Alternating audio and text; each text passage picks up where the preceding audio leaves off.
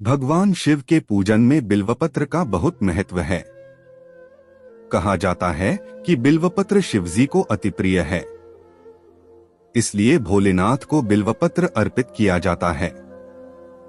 बेलपत्र भगवान शिव को अति प्रिय है। इसके 3 पत्तों में सत, रज और तम तीनों गुणों का वास माना जाता है।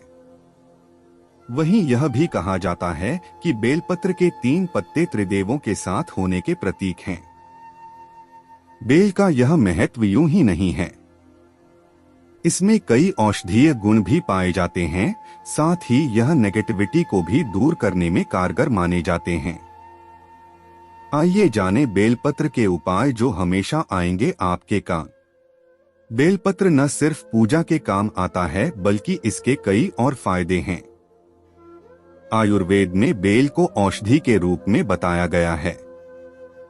भगवान शिव जब विष के प्रभाव से अचेत हो गए थे, तब उनकी चेतना को वापस जगाने के लिए कई तरह की बूटियों और पत्तों का प्रयोग किया गया था। बेलपत्र भी उनमें से ही एक है। बेलपत्र के औषधीय गुण ही इसे शिवरूप और शिव का प्रिय बनाते हैं। शिव पुराण में बेल की बड़ी महिमा बताई गई है। इसी छाया में बैठकर स्नान करने, भोजन करने और करवाने से मनुष्य पाप मुक्त हो जाता है। ऐसे गुणकारी बेल के कुछ उपाय यहाँ हम आपको बता रहे हैं। अपनी आस्था और विश्वास के साथ आप चाहें तो आजमा सकते हैं। बेलपत्र को दिल के रोगियों के लिए भी बहुत ही खास औषधि माना जाता है। बेलपत्र का काढ़ा बनाकर पीने से रक्त संचार दुरुस्त होता है। रक्त संचार अच्छा होने से हृदय मजबूत होता है। ऐसा होने से हार्ट अटैक का खतरा कम होता है। इसकी पत्तियों का रस पीने से श्वास संबंधी रोगों में भी आराम मिलता है। इस तरह की आयुर्वेदिक मान्यताएं हैं।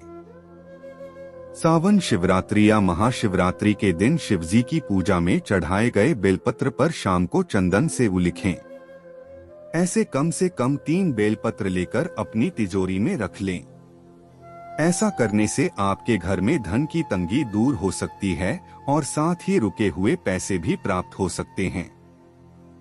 बेल के पेड़ की पूजा करने से मां लक्ष्मी प्रसन्न होती हैं और धन की प्राप्ति होती है।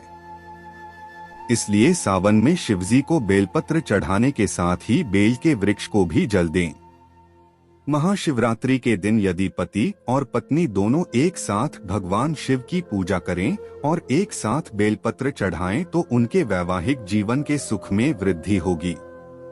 ऐसे शिव भक्त संतान की तरफ से भी संतुष्ट रहते हैं। महाशिवरात्रि के दिन आप घर में भी बेल का पौधा लगा सकते हैं। फिर रोजाना इस पर जल चढ़ाने से पापों से मुक्ति मिलती है। बिल्वपत्र 6 महीने तक बासी नहीं माना जाता। इसे एक बार शिवलिंग पर चढ़ाने के बाद धोकर पुनः चढ़ाया जा सकता है। कई जगह शिवालयों में बिल्वपत्र उपलब्ध नहीं हो पाने पर इसके चूर्ण को चढ़ाने का विधान भी है। बिल्वपत्र को औषधि के रूप में भी प्रयोग किया जाता है। इसमें निहित इगेलिन व इगेलेनिन नामक क्षार तत्व औषधीय गुणों से भरपूर होते हैं। यह चातुर्मास में उत्पन्न होने वाली विभिन्न स्वास्थ्य समस्याओं से भी निजात दिलाता है। यह गैस, कफ और अपचन की समस्या को दूर करने में सक्षम है। इसके अलावा यह कृमि और दुर्गंध की समस्या में भी फायदेमंद है। प्रतिदिन 7 बिल्वपत्र खाकर पानी पीने से स्वप्न दोष की बीमारी से छुटकारा मिलता है। इसी प्रकार यह एक औषधि के रूप में भी काम आता है। मधुमेह के रोगियों के लिए बिल्वपत्र रामबाण इलाज है। मधुमेह होने पर 5 बिल्वपत्र, 5 काली मिर्च के साथ प्रतिदिन सुबह के समय खाने से अत्यधिक लाभ होता है। बिल्वपत्र के प्रतिदिन सेवन से गर्मी बढ़ने की समस्या भी समाप्त हो जाती है। शिवलिंग पर प्रतिदिन बिल्वपत्र चढ़ाने से सभी समस्याएं दूर हो जाती हैं। भक्त को कभी भी पैसों की समस्या नहीं रहती है। बिल्वपत्र को तिजोरी में रखने से भी बरकत आती है। कुछ विशेष तिथियों पर बिल्वपत्र को तोड़ना वर्जित होता है। चतुर्थी, अष्टमी, नवमी, द्वादशी, चतुर्दशी, अमावस्या, पूर्णिमा, संक्रांति पर बिल्वपत्र को नहीं तोड़ना चाहिए। शिव पुराण में बताया गया है कि सुबह शाम बेल वृक्ष के दर्शन मात्र से पापों का नाश होता है। बेल वृक्ष को सींचने से पितृगण तृप्त होते हैं। बेल वृक्ष और सफेद आग को जोड़े से लगाने पर अटूट लक्ष्मी की प्राप्ति होती है। शिवजी पर चढ़े हुए बेल के पत्तों को तिजोरी में रखने से बरकत होती है। सोमवार के दिन बिल्वपत्र को नहीं तोड़ना चाहिए, इसमें शिवजी का वास माना जाता है।